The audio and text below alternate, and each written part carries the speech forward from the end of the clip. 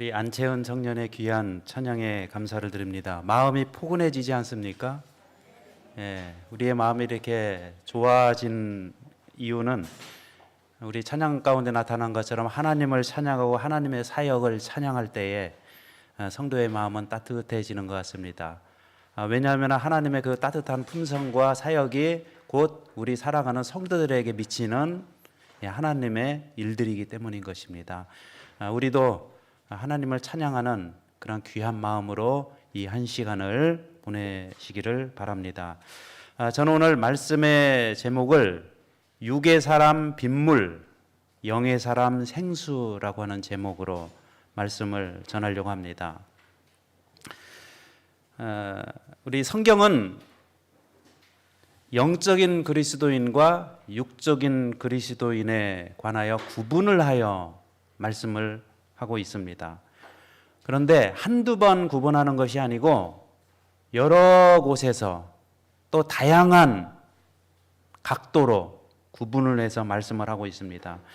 우리는 지난 안식일 2주에 걸쳐서 사울과 다윗의 만남에 관하여 말씀을 나눴습니다. 그런데 여러분, 사울과 다윗을 생각하면 우리의 마음 가운데 좀 서로 다르게 느껴집니다. 왜 그러냐면은 성경에 나와 있는 말씀에 의하면 한 사람은 육적인 사람이었고 한 사람은 영적인 사람이었기 때문에 우리에게 와닿는, 피부에 와닿는 또 마음으로 느껴지는 것이 달랐다. 이렇게 구분을 해서 말씀을 할 수가 있습니다. 누가 육의 사람이었고 누가 영의 사람으로 느껴지고 있습니까? 사울은 어떤 사람으로 느껴져요? 육의 사람이었다. 육의 삶을 살다 갔다. 이런 느낌이 들지 않습니까? 그런데 다윗은 어때요? 다윗은 분명히 힘듦과 고난과 어려움 가운데 있었지만은 그래도 다윗은 영적인 사람이었다. 이렇게 마음에 다르게 느껴지고 있는 것입니다. 이 사도 바울은 로마서에서 육의 사람과 영의 사람에 대해서 이렇게 구분을 해서 말씀을 하고 있습니다. 제가 봉독해 드리겠습니다. 로마서 8장 5절부터 그 이하의 말씀을 보면은 육신을 따르는 자는 어떤 일을 해요? 육신의 일을, 또 영을 따르는 자는 영의 일을 생각하나니 육신의 생각은 사망이요 영의 생각은 생명과 평안이니라. 그 다음에 7절 8절 같이 읽겠습니다. 시작. 육신의 생각은 하나님과 원수가 되나니 이는 하나님의 법에 굴복하지 아니할 뿐 아니라 할 수도 없음이라. 육신에 있는 자들은 하나님을 기쁘시게 할 수 없느니라.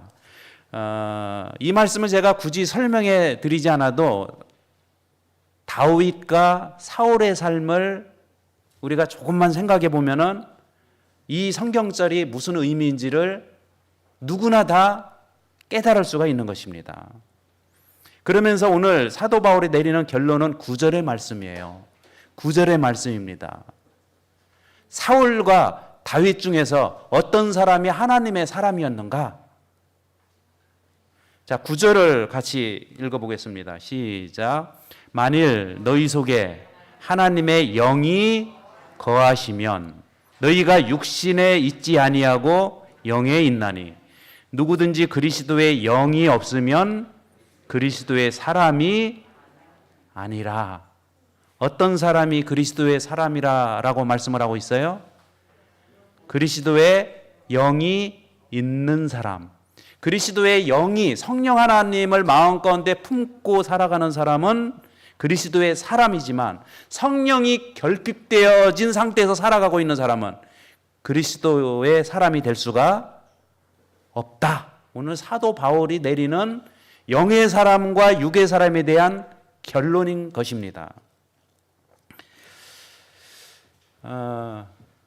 이 토저라는 그 박사가 있습니다. 이 사람이 아주 심각한 얘기를 했어요. 정말 제가 이제 코테이션을 보여드릴 것인데 이거 보여드려야 될까 말까 그런 생각을 고민을 하면서 이제 제가 보여드립니다.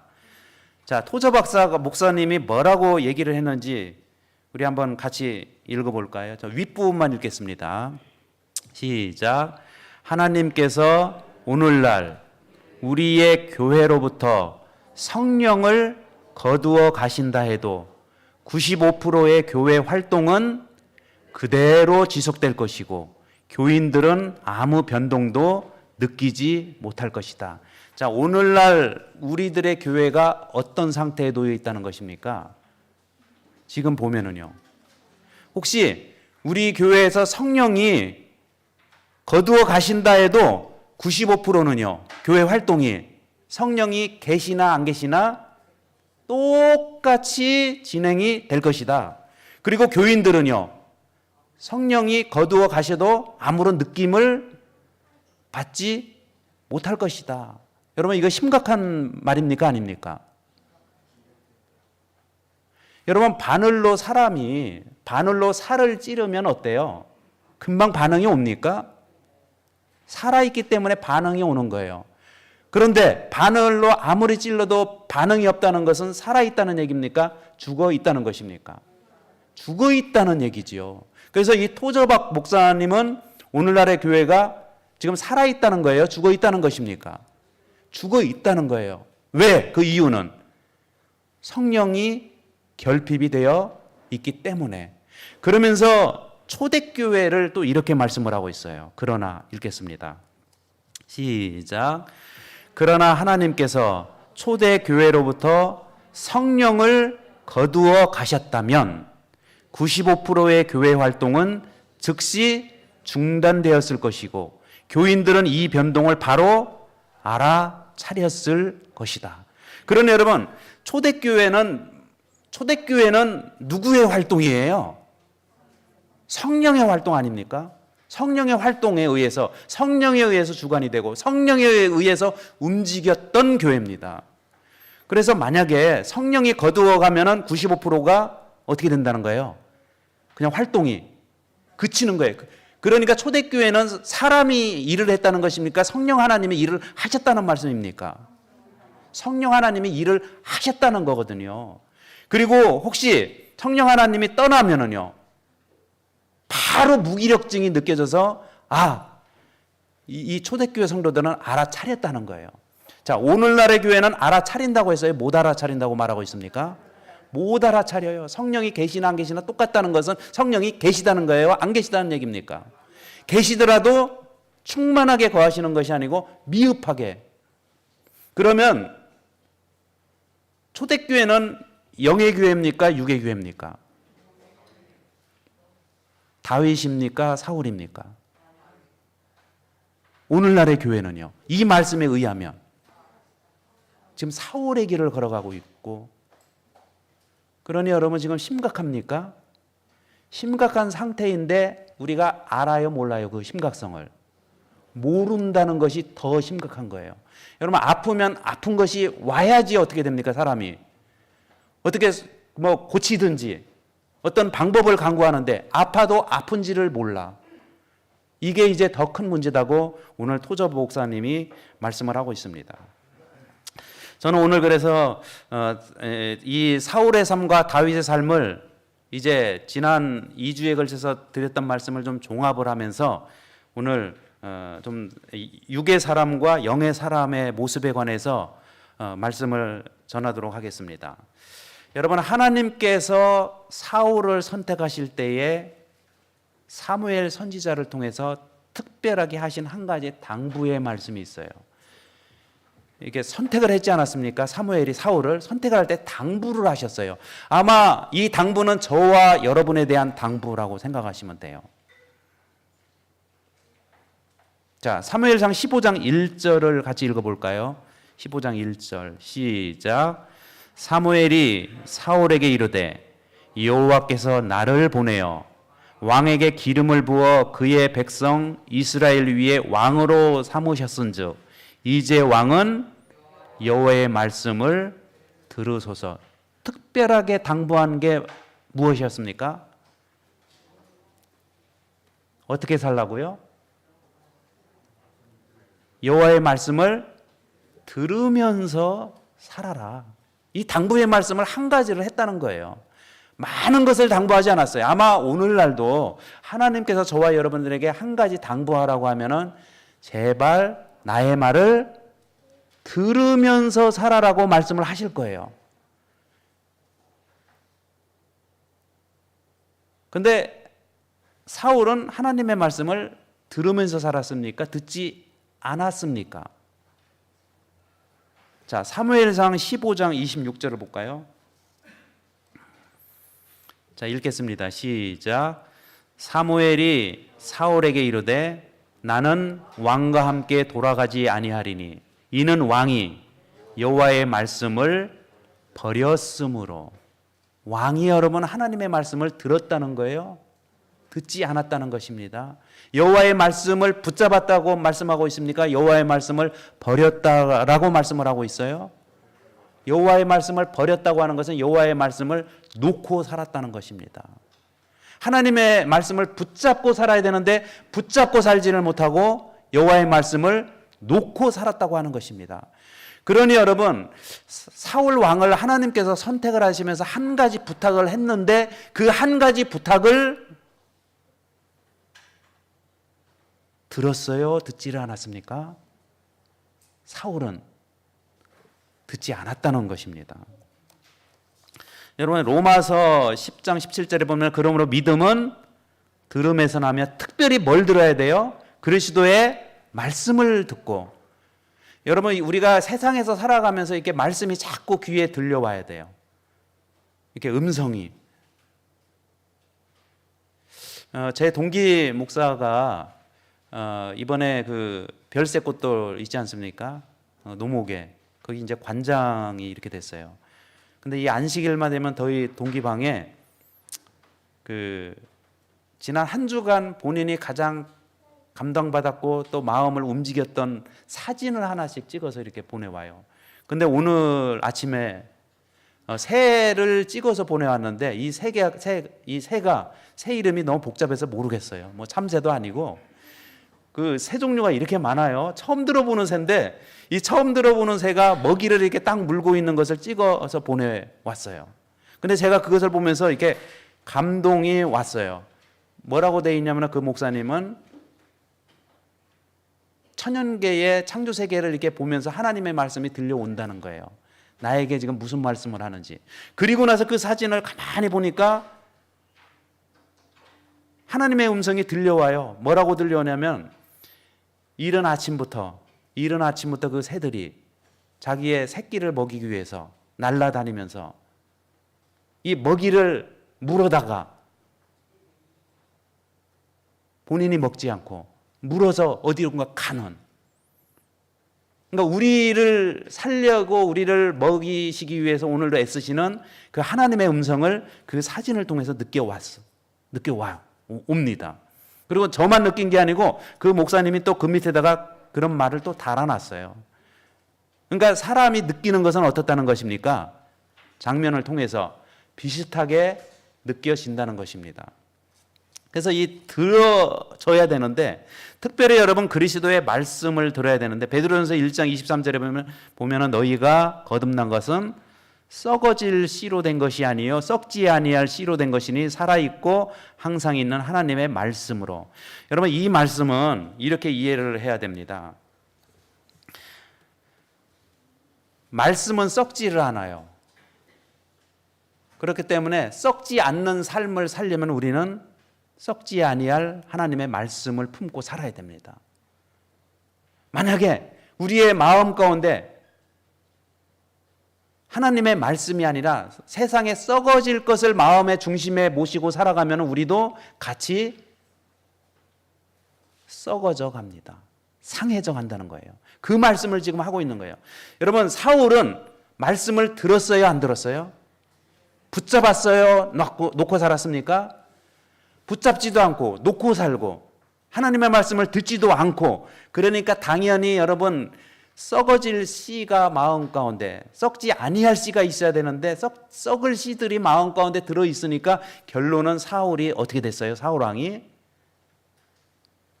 썩어져가는 인생으로, 육의 사람으로 살다가 인생을 마감을 했다라는 것을 우리 성도들은 기억을 해야 됩니다. 누가복음 8장 12절을 봅시다. 길가에 있다는 것은 말씀을 들은 자니, 이제 들었어요. 우리가 이제 들어요. 말씀을 들어요. 이에 마귀가 가서 그들이 믿어 구원을 얻지 못하게 하려고 말씀을 그 마음에서 빼앗는 것이요. 여러분, 말씀을 듣고 그 다음에 중요한 것은 뭐예요? 그 말씀이 빼앗기지 못하도록, 마음에서 빼앗기지 못하도록 잘 간직하는 것이 중요한 거예요. 사울은 들은 말씀을 그냥 마음에서 빼앗겨 버렸어요. 그러나 다윗은요, 무슨 말씀을 하든지 그 말씀을 마음 가운데서 빼앗기지 않도록 애를 썼다는 거예요. 제가 조금 있다가 이제 성경절을 몇 가지를 좀 보여 드리려고 합니다. 여러분, 요 말씀은 좀 건너뛰고요. 다윗을 한번 보겠습니다. 다윗이 얼마나 이 하나님께 많이 여쭈어봤는지 사무엘하 5장 19절에 보면은요. 사무엘하 5장 19절에 다윗이 여호와께 여쭈어 이르되, 다윗이 하나님께 여쭈어 봤다는 거예요. 그랬더니 여호와께서 다윗에게 말씀하시되, 그러니까 하나님과 다윗과의 관계는 어떤 관계였어요? 말씀을 가지고 서로 교통하는, 주고받는 사이였다는 것입니다. 그런데 사울과 하나님과의 관계는요, 말씀이 단절이 되어 있는 상태에 있다는 거죠. 말씀이 이렇게 교류가 되지 않고 단절이 됐어요. 어느 순간부터 말씀을 놓고 살았다는 것입니다. 심지어는요, 이런 말씀이 있어요. 사무엘하 7장 15절에 보면은, 자, 같이 읽어보겠습니다. 시작. 가서 내 종 다윗에게 말하기를, 여호와께서 이와 같이 말씀하시되 내가 나를 위하여 내가 살 집을 건축하겠느냐. 지금 누가 누구에게 물어보고 있는 거예요? 하나님이 다윗에게, 네가 나를 위하여 내가 살 집을 건축할 수 있겠느냐, 이렇게 물어보는 거예요. 여러분, 이렇게 물어봤을 때 역대하 6장 15절에 보면은 어떻게 했어요? 다윗의 삶은, 또 솔로몬의 삶은요. 주께서 주의 종 내 아버지 다윗에게 허락하신 말씀을 지키시되 주의 입으로 말씀하신 것을 손으로 이루었다. 하나님께서 말씀하신 것은 반드시 다윗의 손을 통해서, 솔로몬의 손을 통해서 이루어졌다는 거예요.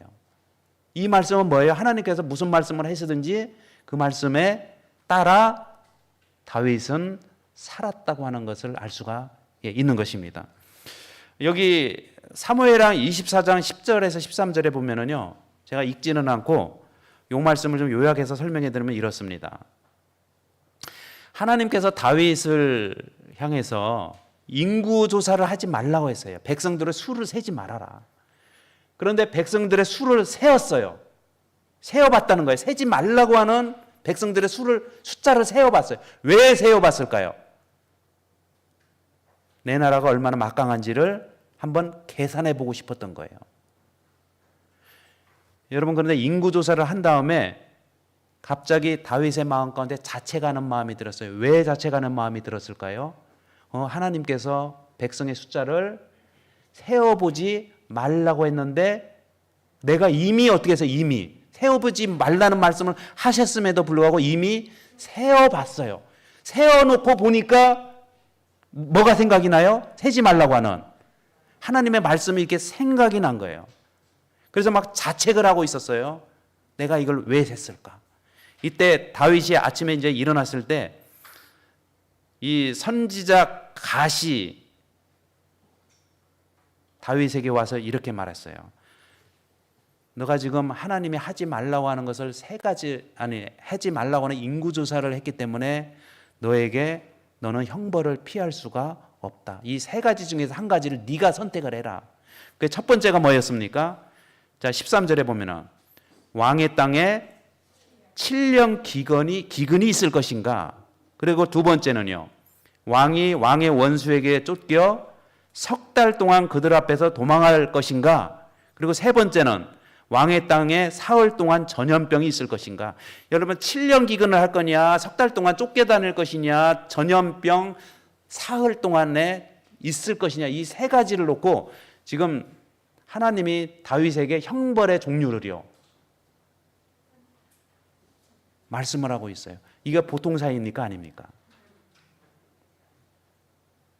여러분 대화가 안 되면 어떻게 합니까? 그냥 일방적으로 하나님이 형벌을 그냥 내려도 무방해요. 근데 형벌의 종류까지 지금 어떻게 하고 있어요? 선택권을 이것이 있는데 너는 무엇을 선택을 할 것이냐? 이렇게 하나님과 다윗과는요 대화가 늘 오갔다는 것을 우리는 알 수가 있습니다.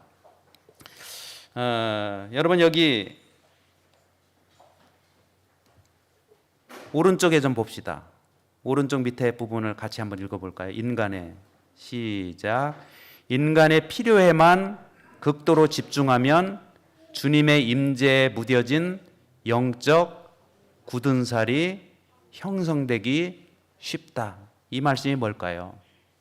사람이 하나님의 말씀에 의해서 움직이를 못하고 자기 자신의 필요에 따라서 이렇게 움직여지는 삶을 하나님과 말씀에 단절을 하고 본인의 생각에 의해서 이렇게 집중을 하는 사람은 영적 굳은 살이 백인데요. 굳은 살.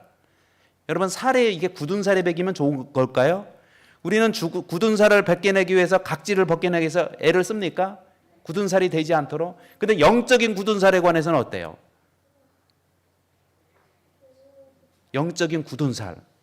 그래서 사람은 자기 자신의 필요에 의해서만 이렇게 사울처럼 움직이면은 영적인 굳은 살이 배긴다는 거예요. 그래서 단단해져요. 부드러운지가 못하다는 것입니다. 그러나 다윗처럼요.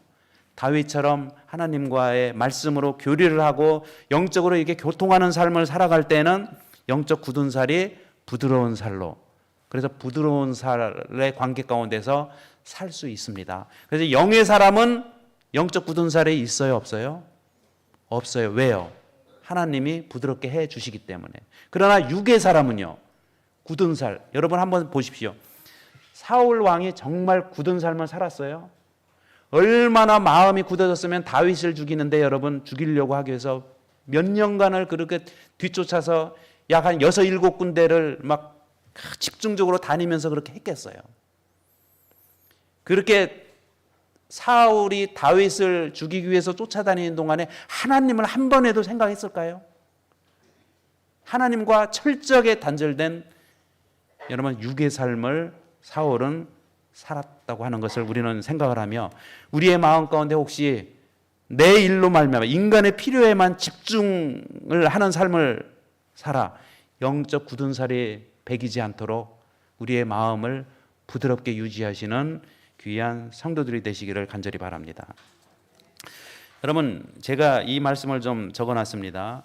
육의 사람과 그리고 두 번째입니다. 육의 사람과 영의 사람의 차이점은 가치를 어디다 두고 사느냐예요. 가치를.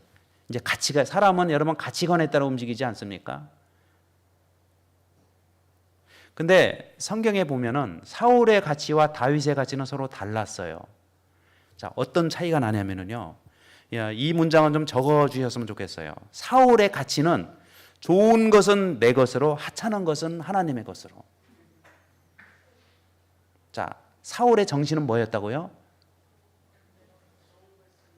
좋은 것은 내 것으로, 하찮은 것은 하나님의 것으로, 이 정신으로 살았어요.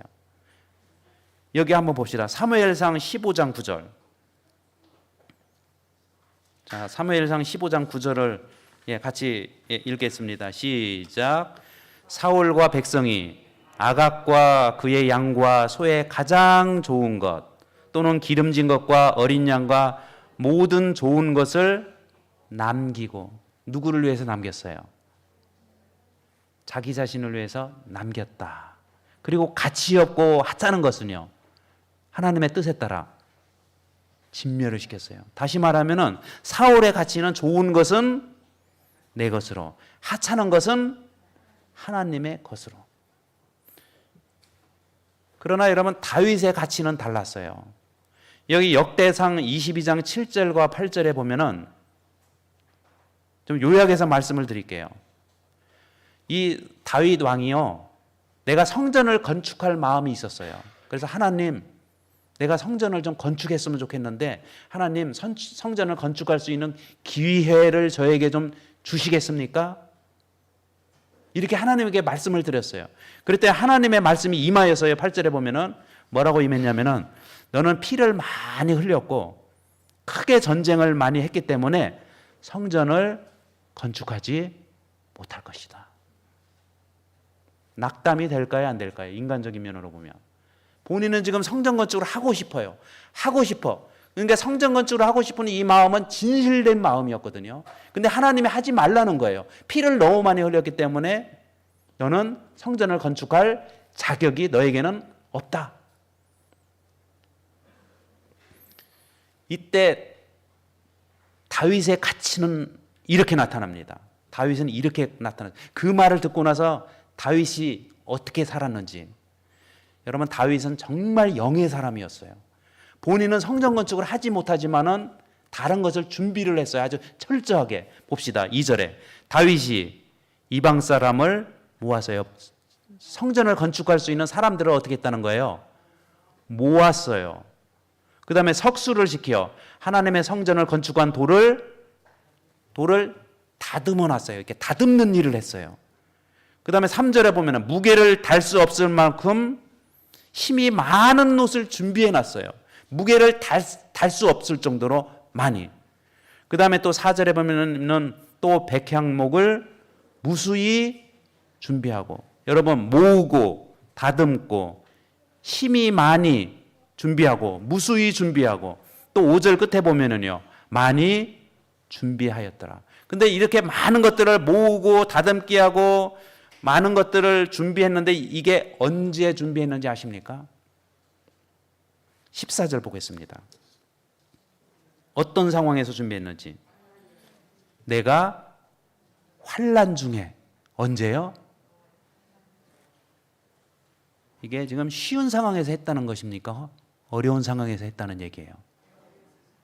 할 수 없는 상황에서 사람을 모으고, 할 수 없는 상황에서 돌을 다듬고, 할 수 없는 상황에서 달 수 없을 만큼 힘이 많은 옷을 준비하고, 할 수 없을 상황에 무수히 많은 것들을 준비를 한. 여러분, 그러니까 다시 말하면은 다윗은요, 다시요, 사울은 가장 좋은 것을 어떻게 했어요? 자기의 것으로. 다윗은요, 가장 어려운 환난 중에 하나님의 것을 위하여 준비하면서 시간을 보냈다는 것입니다. 사람이 가장 어려우면은 자꾸 누구가 생각이 날까요? 내가 생각날까요? 하나님이 생각날까요? 내가 생각나죠. 왜요? 무슨 생각부터 들어요? 나부터 빨리 살고 보자. 근데 다윗은 환난 중에 나보다 하나님. 이게 복의 근원이 되고 복의 비결이 된 것입니다. 여러분, 우리 사랑하는 성도 여러분들의 마음 가운데서도 내가 환난 중에 더욱더 영의 사람으로 변화되고 영의 삶을 살아가시는 귀한 성도들이 되시기를 간절히 바랍니다. 이게 평안할 때가 아니었다는 것을 우리는 알 수가 있는 것입니다. 자, 여기 제가 이렇게 좀 적어놨어요. 같이 한번 읽어볼까요? 시작. 육의 사람의 가치는 좋은 것은 내 것으로, 하찮은 것은 하나님의 것으로 정신이다라면, 영의 사람의 가치는 가치 있는 것을 하나님께 먼저라는 정신이었습니다. 그런데 이게 가치 있는 것을 하나님께 먼저가, 다시 말씀드리면 어느 상황에서요? 환난, 자기 자신을 먼저 챙겨야 되는 상황에서 하나님을 먼저. 이게 영의 사람의 특징이라는 것을 알 수가 있어요. 우리 사랑하는 성도 여러분, 저를 다 좀 봐주시기 바랍니다. 우리가 어떻게 사울의 삶을 살아야 되겠습니까? 다윗의 삶을 살아야 되겠습니까? 다윗의 삶을 살아야 되지 않겠어요? 그런 성도가 임운동교회 성도가 되어야 되지 않겠습니까? 그런 귀한 마음을 하나님께서 우리에게 주시기를 바랍니다. 여러분, 사울은 잘못됐어요, 마지막. 그러나 다윗은요, 마음에 합친 사람이라. 그는 분명히 흠이 있었어요. 그럼에도 불구하고 마음이 합쳐진 사람이라고 하는 말을 들을 수 있었던 것은 환난 가운데서라도 그 정신으로 살았기 때문인 것을 우리는 기억을 해야 됩니다. 여기 하나님을 닮은 다윗의 삶이 나와요. 이제 예수님께서 누가복음 13장 33절에서 이렇게 말씀을 하고 있어요. 자, 읽어볼까요? 자, 시작. 그러나 오늘과 내일과 모레는 내가 갈 길을 가야 하리니 선지자가 예루살렘 밖에서는 죽는 법이 없느니라. 이 말씀은요, 우리 예수님께서 십자가를 지시면서 오늘과 내일과 모레 내가 내 갈 길을 가야 할 것인데 예루살렘 밖에서 죽지 않는다. 죽더라도 어디서 죽는다는 거예요? 예루살렘 안에서 내가 죽을 것이다. 이게 영의 사람의 특징이에요. 근데 육의 사람의 특징은요, 여기 보십시오. 13절에 들으라. 너희 중에 말하기를 오늘이나 내일이나 우리가 어떤 도시에 가서 거기서 1년을 머물며 장사하여 이익을 보리라 하는 자들아, 내일 일을 너희가 알지 못하는도다. 너희 생명이 무엇이냐? 너희는 잠깐 보이다가 없어지는 안개니라. 여기 여러분, 다윗의 삶을 나타내고 있는 예수님은 예루살렘 안에서 죽는 것을 그 죽음의 길을 걸어갔는데, 여기 사울을 닮은 이 한 사람은 예루살렘이라는 얘기는 없고 어떤 도시라는 말이 나와요. 그러니까 예루살렘 밖에서의 뭔가를 자꾸 생각을 하는 삶을 산다는 거예요. 육의 사람의 특징이에요. 영의 사람의 특징은 예루살렘 안입니다. 기뻐도 예루살렘 안, 슬퍼도 예루살렘 안을 생각하는데, 여러분, 육의 사람은 어떤 도시, 예루살렘 밖에 있는 어떤 도시를 생각하며 살아가는 것을 우리는 알 수가 있습니다. 저와 여러분, 어떤 도시를 생각하기보다 우리 주님께서 말씀하신 것처럼 정말 예루살렘 안을 먼저 생각하시는 성도들이 되시기를 간절히 바랍니다. 분명한 것은 그렇게 살아가는 자에게 하나님께서는 특별한 은혜를 더하여 주실 것입니다. 이제 제가 오늘 영의 사람과 육의 사람을 정리를 하면서, 자, 오늘 말씀의 제목이 뭡니까, 여러분? 자, 위에 보이세요? 육의 사람 빗물, 영의 사람 생수라고. 이 의미가 뭘까요? 분명한 것은 영의 사람으로 우리가 살 수도 있고 육의 사람으로 살 수도 있는데, 육의 사람은 빗물이다. 그리고 영의 사람은 생수다. 자, 이 말씀을 제가 이제 좀 설명해 드리려고 합니다.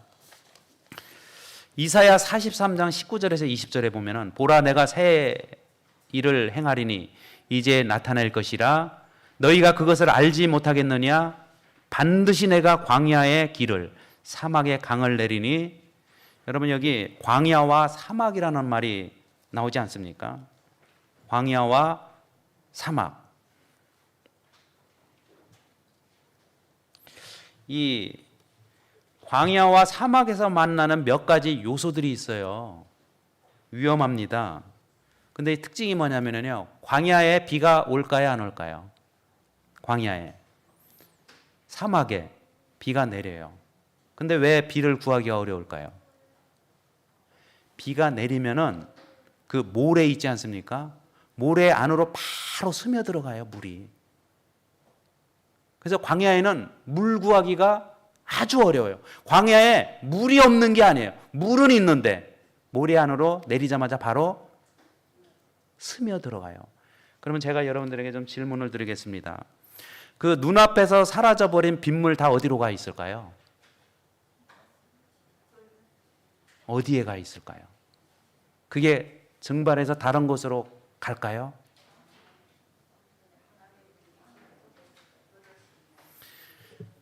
여러분, 그 광야에서 내리는, 사막에서 내리는 빗물은요, 땅으로 모래 속으로 스며간 다음에 내려가서 마침내 도달하는 곳은 반석이에요. 어디라고요? 반석. 저희 집사람이 어느 교회였나요? 아주 한 15년 된 것 같아요. 어느 교회에서 한 가지 실험을 했어요. 그 실험 내용이 뭐냐면은 여기 페트병이 있습니다. 페트병이 있는데요. 위에는 모래, 아니 자갈, 그 다음에 모래, 뭐 이렇게 해서 쭉 했습니다. 그리고 나서 위에다가요, 그 물을 뭡니까? 아주 깨끗하지 못한 물 있잖아요. 그 물을 위에다 부었어요. 아주 정말 혼탁한 물을 부었습니다.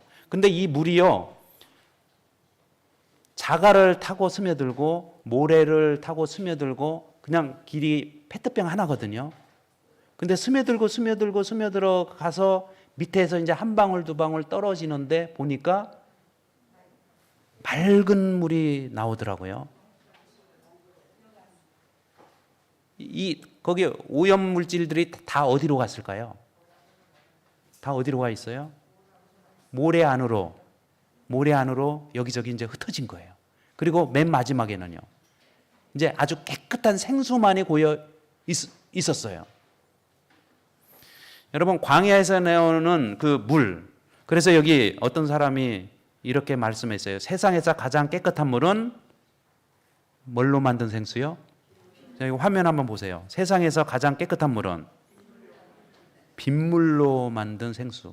그러니까 광야에서 내리는 그 물이 그냥 그 물 자체는 마실 수 없는 물이지만은 이 물이 여러분 사막의 모래를 통과해서 밑으로 들어가서 마침내는 맨 밑에 있는 반석에까지 이르는 물은요, 생수예요. 예수님께서 모세를 통해서 백성들이 물을 달라고 할 때 반석을 쳤습니까? 모래를 걷어냈습니까? 그러니까 모래 위에 고여있는 물을 걷어서 만약에 마시게 하면은 이게 마실 수가 없는 물이에요. 그러나 반석에까지 이른 그 반석을 쳐서 물을 내게 하니까요, 백성들이 시원한 물을 마실 수가 있었던 것입니다. 여기 그 시편 78편 15절에 보면 광야에서 반석을 쪼개시고 매우 깊은 곳에서 나오는 물처럼 흡족하게 마시게 하였다. 그런데 여기서 있는 물은 어디서 내린 물이에요? 하늘에서 내린 그 빗물을 다 깨끗이 정화하고 마침내는 반석에 있는 그 물을 마시게 했는데, 이것이 성경에서는요, 시편 114편 8절에 보면은 그가 반석을 쳐서 몬물이 되게 하시며 차돌로 샘물이 되게 하시다. 여기 반석이 차돌이라고 지금 묘사를 하고 있는 것입니다. 또 시편 81편 16절에 보면은 또 내가 기름진 밀을 그들에게 먹이며 반석에서 나오는 꿀로 너를 만족하게 하리라. 그러면서 이 반석은 누구라고요? 고린도전서 10장 4절에 보면 그 반석은 곧 그리스도시라. 여러분, 우리는 그리스도에게 다가가서 그리스도로부터 얻는 삶을 살아가는 삶은요, 생수를 얻게 됩니다. 이게 영의 사람이에요. 근데 육의 사람은요, 그냥 빗물을 마십니다. 그냥 눈에 보이는 것, 어떤 도시, 이게 다르다는 거예요. 우리 사랑하는 성도 여러분, 우리가 빗물이 아니라 생수와 같은 그것을 간구하며 마시면서 살아야 되지 않겠습니까? 세상에서 가장 깨끗한 물은 뭐라고요? 빗물로 만든 생수인데, 이 빗물은 어떤 빗물이요? 그냥 눈에 보이는 빗물이 아니라 반석까지 스며 들어간 물. 여러분, 다윗은 그 반석까지 이르는 그 물을 마시며 그는 영적으로 소생함을 입으며 살았다는 것을 꼭 기억하시는 성도들이 되시기를 간절히 바랍니다. 오늘 왜 우리가 여러분 영의 사람이 되어서 반석 대신 예수님께 나가야 되겠어요? 반석으로 가야만 하나님께서 주시는 그 생수를 마시고 그 생수를 마셔야만 우리는 영의 사람으로 살 수가 있기 때문에 그렇습니다. 그러니 여러분, 이 세상에 살아가면서 그 빗물처럼 이렇게 흩어지는 것들이 있을 거예요. 아, 저거 나한테 있어야 되는데 저게 없어졌어요. 그래서 아쉬워서 슬퍼하기보다는 그 없어진 것들은 다 어디로 가 있어요? 예수님에게 가 있어요. 그렇기 때문에 우리는 어려울 때일수록 모든 것들은 다 예수님에게 가 있다는 것을 생각하고 예수님을 찾아야 됩니다. 예수님에게 가기만 하면 예수님이 위에서 빗물로서 내려온 모든 것들을 다 깨끗이 정화하여 샘물이 되게 해서 깨끗한 생수와 같은 물로 해서 우리에게 되돌려 주실 것입니다. 자, 이제 오늘 말씀의 제목이 여러분 무엇입니까? 예, 말씀의 제목이요. 육의 사람 빗물, 영의 사람 생수입니다. 자, 이제 이 말씀을 좀 읽어보겠습니다. 자, 시작. 우리는 살아가면서 지금 좋다고 생각되고 필요하다고 생각되는 것들이 사라져버림으로 마음이 아픈 경험을 하게 되는 경우가 있습니다. 그런데 그 모든 사라진 것들은 반석 대신 예수님에게 모여 있다는 것을 잊지 말아야 됩니다. 왜 반석 대신 예수님께로 다가가야 하나요? 눈앞에서 사라져가고 있는 빗물을 안타까워하기보다 그 사라진 물들이 반석 대신 주님 안에서 생수가 되어 되돌려 받을 수 있다는 믿음으로 주님을 붙잡고 사시기를 간절히 바랍니다. 눈앞에서 사라진 빗물은 반석 대신 예수님만 만나면 다시 생수되어 우리에게 되돌아올 수가 있습니다. 여러분, 이렇게 오늘 하나님께서 이제 영의 사람과 육의 사람에 대해서 말씀을 드렸어요. 자, 요 성경절과 요 말씀은 생략을 하고요. 세상에서 가장 깨끗한 물은 빗물로 만든 생수라는 것 꼭 기억하시고, 혹시 내가 오늘 빗물과 같은 사람일 수도 있어요. 저도 그런 생각이 들 때가 있거든요. 야, 이게 세상에 이런 오염이 된 것처럼 내 마음이 그런 상태로 살아갈 때가 있다. 제가 이건 진실한 고백이에요. 그러나 빗물도 사막의 모든 모래를 통과하고 마침내 생수의 근원이 되신 반석 되신 예수님에게까지 나의 이 연약하고 깨끗하지 못한 빗물이 반석에게까지 도달만 하면은 우리는 나의 빗물과 같은 삶이 생수와 같은 영적인 사람으로 변화가 될 수 있겠다. 그래서 저는 오늘 말씀을 준비하면서 마음 가운데 소망이 생겼어요. 내가 무슨 일이 있더라도 그냥 포기하지 말고 예수님 반석 있는 그곳으로 계속해서 스며들어가자. 또 스며들어가자. 또 없어지자. 그러면 주님 계신 그 반석 안에서 내 모습이 생수의 모습으로 변화된 나의 모습을 언젠가는 발견하게 될 수 있다는 희망을 가지고 말씀을 준비를 했습니다. 우리 사랑하는 성도 여러분, 저와 여러분들도 혹시 살아가면서 빗물과 같은 나의 모습을 좀 느끼지 않습니까? 저만 그런가요? 여러분 다 생수시지요? 빗물같이 생각될 때가 있어요. 그렇기 때문에 우리는 반석 대신 예수님에게로 더 깊이 스며들어 가야 됩니다. 그러면 우리도 생수가 될 수가 있습니다. 그런 귀한 삶을 사시는 저와 여러분이 되시기를 바라며 말씀을 마치겠습니다. 우리 찬미 648장 1절과 4절 부르겠습니다. 다 같이 일어나서 부르시고 제가 기도하고 마치겠습니다. 648장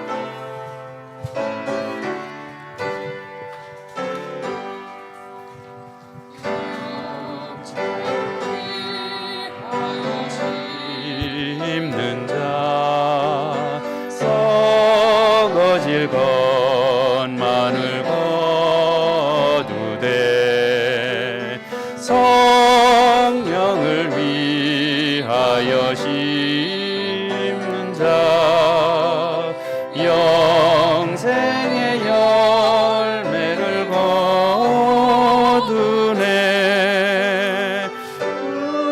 육체나 성령에 심는 자 이제나 끝날에 거두리니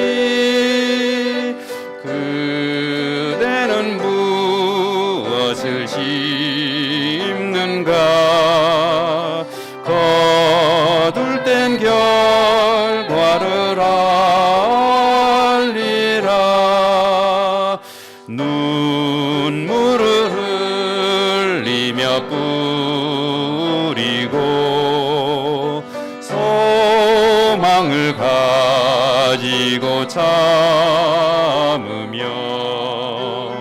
곡식이 누르러 거둘 때 하늘의 수확이 많겠네.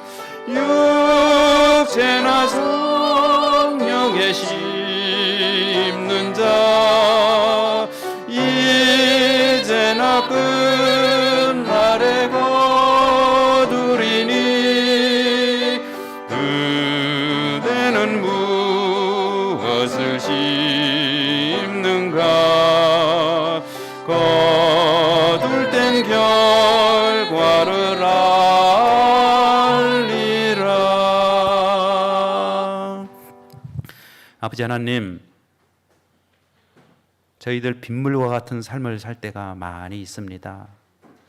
그렇기 때문에 예수님이 필요합니다. 반석 되신 예수님 향해 저희들이 스며들고 또 스며들고 다가가기를 원합니다. 저희들을 온전한 생수로 변화시켜 주시옵소서. 사울의 삶은 육의 사람이었고 빗물의 삶이었습니다. 그러나 다윗은 영의 사람이었고 생수의 삶을 살았습니다.